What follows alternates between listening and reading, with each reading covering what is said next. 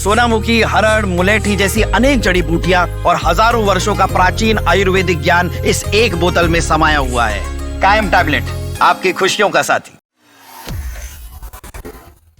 If you've checked social media this week, you've likely seen the videos.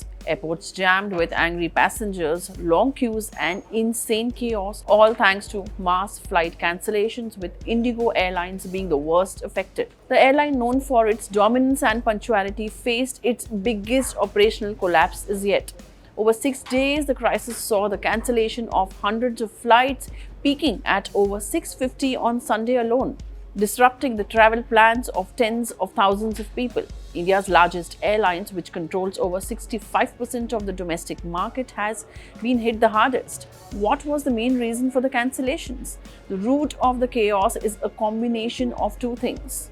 New government safety rules. The Directorate General of Civil Aviation, the DGCA, introduced updated flight duty time limitations, the FDTL rules, which fully took effect on November 1 this year. These rules are designed to combat pilot fatigue and bring India in line with global safety standards. Second, Indigo's poor planning. The airline failed to hire enough pilots to meet these new, stricter safety requirements. So, how did these new rules cause the crisis? The FDTL rules significantly cut down the maximum number of flights a pilot can safely operate. For example, weekly rest time for pilots increased from 36 hours to 48 hours. The limit on weekly night landings was slashed from 6 to just 2. Maximum flight time during night duties was capped at 10 hours. Indigo's business model depends on operating a huge number of quick, high-frequency flights, often during the night.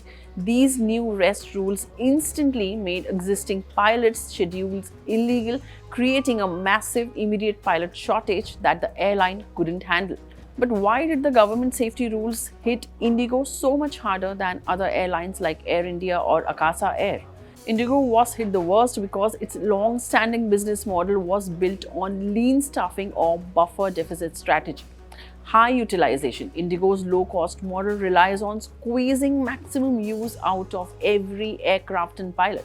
It runs the country's biggest, most dense network, operating many flights late into the night and early morning to minimize ground time. Zero buffer. The airline ran on a lean staffing model, meaning it maintained a minimal buffer or reserve of pilots.